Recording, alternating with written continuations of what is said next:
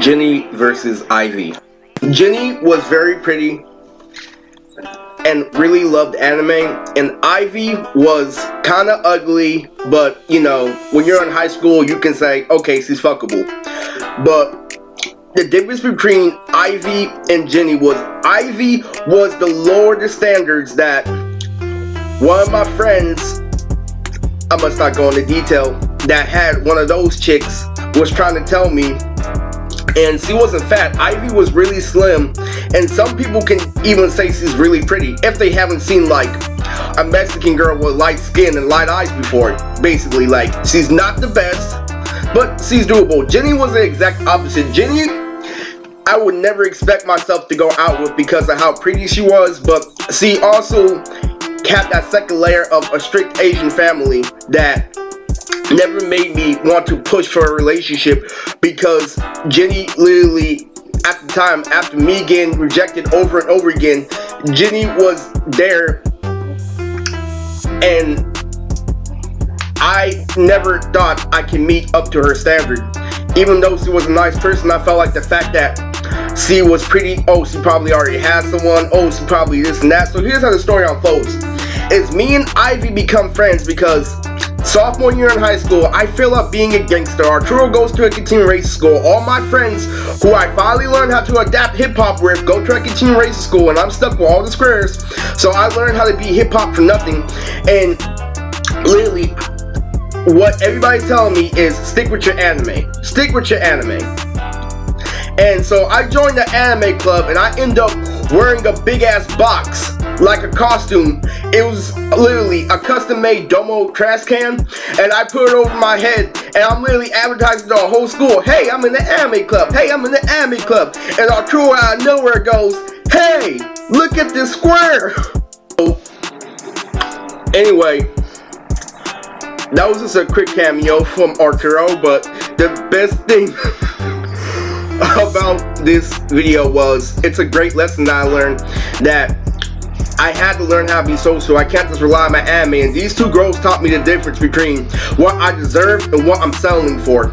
And Ivy was what I was settling for because she was skinny and she was very nerdy, had a lot of freckles, you know, puffy face, you know, had that habit where you eat lunch out of nowhere, you know. That's the typical anime nerd. But Jenny was very beautiful, always wore tight pants, had the same rump, had the exact same rump as the Mexican girls, and she was very nice to me. So how I meet Jenny versus how I meet Ivy is different. Okay, so Jenny sat at the table where me and all my anime friends sit at, and now that I realize that is not a coincidence, that she was literally going there to get at me.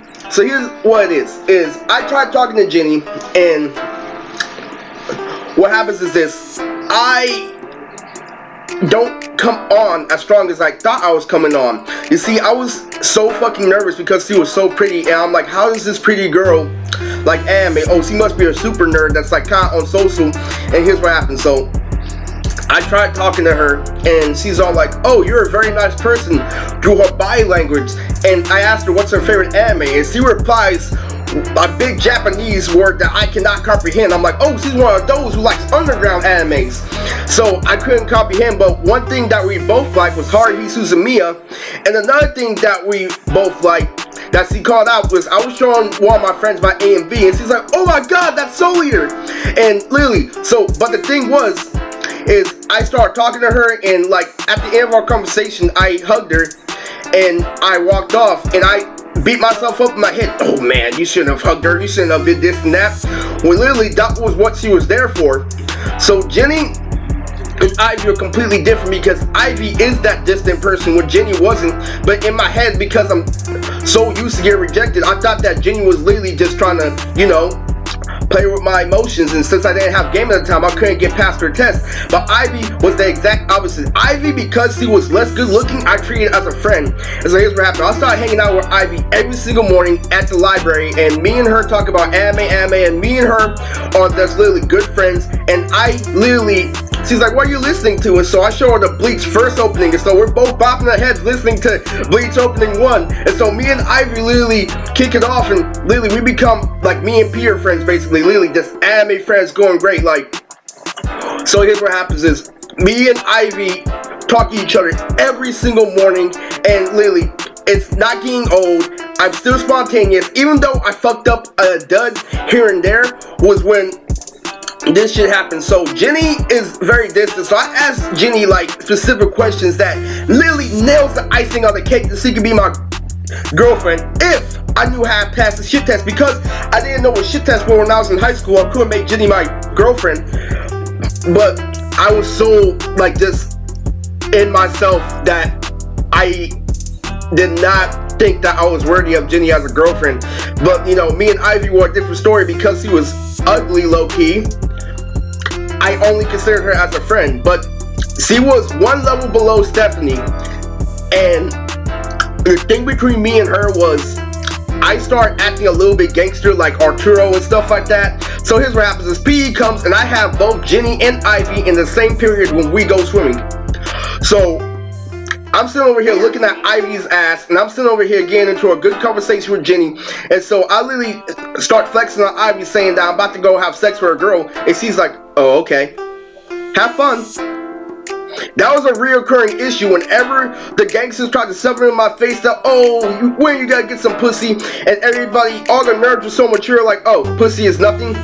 And now I realize why they were both wrong, but that's a story for another time, was when I really felt like I shouldn't have said that to Ivy. What the fuck am I doing asking about sex to an anime fan? So Jenny was the exact opposite. So Jenny, when I talked to her and I tried to talk about her race, you know, her ethnicity, and literally what happens is this: I relay a further conversation that I got from one of Ivy's friends while I told her about Kakashi versus Pain. And so one of Ivy's friends goes, oh, of course I love anime, I'm Asian, like before I start talking about Kakashi and shit. And so literally, so me and Jenny get into an argument while we're in the pool. And so older me right now is saying, yo, she's disagreeing with you and everything, you got this in the bag. But me in high school had no idea what game was. So she's all like, it doesn't matter if you're Asian to watch anime. So literally that drove the great difference. I even asked her, I'm like, yo, so where you stay at, Jenny? So like literally, oh, she's like, oh, I stay here and there. I'm like, oh, so I'm making my way over to your house. And she's all like, okay.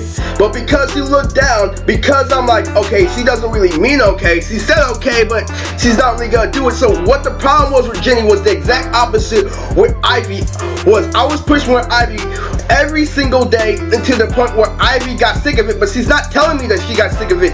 So here's what happens. So the day that me and her break up as a friend is when I go to a school dance and Ivy is there. So I start dancing, I start popping and locking just like I do with my gangster friends, metaphorically. So I start popping and locking, and Ivy's like, what the fuck are you doing? And literally, so I'm sitting over here having a good time, and I didn't even pursue Ivy until one time after the dance. And so when I was dancing and shit like that, I still have a lot to fall back on, but at the end of the dance, I say, hey, what's up, Ivy? And she literally pauses, speaks in tongues, and her body language says, you're hanging out with me too much. But you had no problem calling it out every single morning when we were reading in library, when we were slapping music, when we were doing this and that. You literally allowed me to hang out with you every morning, and then all of a sudden at the dance where I try to talk to you, you say, sorry, and bye. So basically here's what happens. So I give up on Jenny because Ivy breaks my heart, because I wasn't trying to get in her pants, but I still had to come off of the wannabe gangster shit that Mr. Pleasure was telling me to let go of, and I ended up ruining a friendship because of the other side that she wasn't a part of, that came out that she didn't want anything that was a part of me anymore. She wanted to ignore I existed at that point. So junior year comes along, and my heart is still kind of broken by Ivy because she never talks to me ever fucking again after that dance. I'm like, why isn't Ivy talking to me? And I still talk to everyone, and it's like, you know what, girls are like that, man. And so I didn't know what was up with her. Maybe it came with being an anime fan, who knows? So I don't know what's going on with Ivy, but Jenny is in my 2D animation period with Stephanie. So junior year comes along, and not only is she in my 2D animation class, Jenny is with me, sitting right next to me while we are in history class, and I am sharing the table with 3 girls. I'm literally giving up on women, and I am sitting at the table with 3 girls. Jenny is one of them, and she is backed up by 2 other people. So Jenny was the nicest one out of the 3. The other 2 treated me like the popular girls do, and literally treated me like a special ed kid, and literally would make fun of me, would not contribute to their conversation. I couldn't speak on anything, and Jenny would literally not even scold me. I thought she was scolding me at the time, so literally, because I was slower than other kids, and because I couldn't keep up in history, Jenny was trying to tell me, you know, kind of talking shit, and she's like, I was having trouble. I'm like, Jenny, how you do this and that? And she's like, I can't teach you. But in the softest voice possible, and literally, I'm over here thinking about myself. I'm beating myself up. So now that I'm older, I knew Jenny had more positive messages than that. What Jenny was trying to say is, you're selling yourself short. You are really, really handsome, and you deserve a girlfriend like me, was what Jenny was trying to tell me the entire time. But because we aren't backed up by a population of people, no one is going to support our couple, and everybody's going to play the special ed card, which is why she used the reverse psychology every single time. So Jenny criticized me the most, but she criticized me for a good reason. So we had a history report of famous people in history class, and she chose Michael Jackson, and I'm like, why? Because she likes the way I dance, and she doesn't want to push for it. What I should have done with Jenny is, I should have pushed for a relationship like how I was pushing with Ivy, just not, you know, not in that way. Do not take that the wrong way, but literally, I should have literally kept it steady